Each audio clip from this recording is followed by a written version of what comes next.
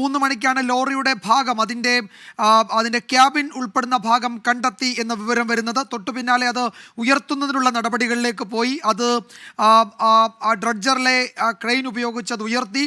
അതിൻ്റെ ക്യാബിനിൽ ഏതാണ്ട് കുടുങ്ങിയ നിലയിലായിരുന്നു അർജുൻ്റെ മൃതദേഹം ഉണ്ടായിരുന്നത്.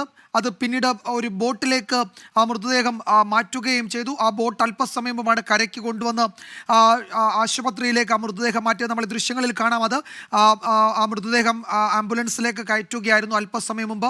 അത് കാർവാറിലെ സർക്കാർ ആശുപത്രിയിലേക്കാണ് കൊണ്ടുപോയിരിക്കുന്നത്. കാർവാറിലെ ആശുപത്രിയിലേക്ക് എത്തണമെന്ന് അർജുൻ്റെ സഹോദരി ഭർത്താവ് ജിതിനോട് ജില്ലാ പോലീസ് മേധാവി ആവശ്യപ്പെട്ടിട്ടുണ്ട്. ഏതെങ്കിലും തരത്തിൽ DNA പരിശോധന അടക്കം ആവശ്യമുണ്ടെങ്കിൽ അക്കാര്യത്തിൽ കുടുംബത്തിൻ്റെ നിലപാട് എന്താണ് എന്നറിയുന്നതിന് വേണ്ടിയാണ്.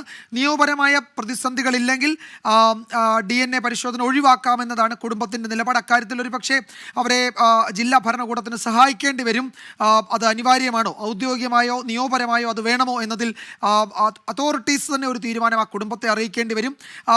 ഈ സാങ്കേതിക നടപടികൾ വേഗത്തിൽ പൂർത്തിയാക്കി നാളെ കോഴിക്കോട് കണ്ണാടിക്കലിലേക്ക് അർജുൻ്റെ മൃതദേഹം എത്തിക്കാൻ കഴിയുമെന്നാണ് കുടുംബം, ബന്ധുക്കളും സുഹൃത്തുക്കളും ഒക്കെ കരുതുന്നത്.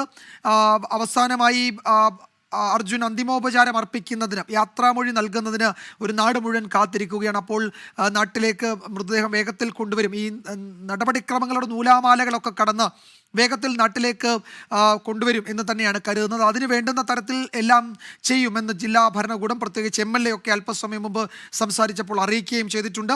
ആ ലോറിയും അല്പസമയം മുമ്പാണ് കരയിലേക്ക് കൊണ്ടുവന്നത്. ആ ദൃശ്യങ്ങളിൽ കാണാം. കരയിലേക്ക് ഏതാണ്ട് പൂർണ്ണമായും ആ ലോറി കയറ്റി വെച്ചിട്ടുണ്ട്. അതിൻ്റെ ക്യാബിൻ തകർന്നിട്ടുണ്ട്. ലോറിയുടെ ബോഡി ഭാഗം മാത്രമാണുള്ളത്.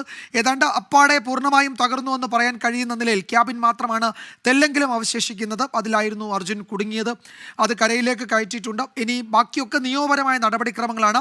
പക്ഷെ അപ്പോഴും ഒരു കാര്യം ഓർക്കേണ്ടതുണ്ട്. ലോകേഷ്, ജഗന്നാഥ് എന്നീ രണ്ടുപേരെ കൂടി ഗംഗാവലിയുടെ ആഴങ്ങളിൽ നിന്ന് കണ്ടെത്തേണ്ടതുണ്ട്. അവർക്ക് വേണ്ടി തെരച്ചിൽ തുടരും എന്നാണ് MLAയും അതുപോലെ ജില്ലാ ഭരണകൂടവും അറിയിക്കുന്നത്. ലോകേഷിൻ്റെയും ജഗന്നാഥിൻ്റെയും ബന്ധുക്കൾ കഴിഞ്ഞ ദിവസങ്ങളിൽ അവിടെ ഉണ്ടായിരുന്നു. അവരെ കണ്ടെത്താൻ, ആ രണ്ടുപേരെയും കണ്ടെത്താൻ അവിടെ തെരച്ചിൽ തുടരേണ്ടതുണ്ട്. അതുകൊണ്ട് ശിരൂർ ദൗത്യം തുടരും എന്നാണ് MLA അറിയിച്ചത്.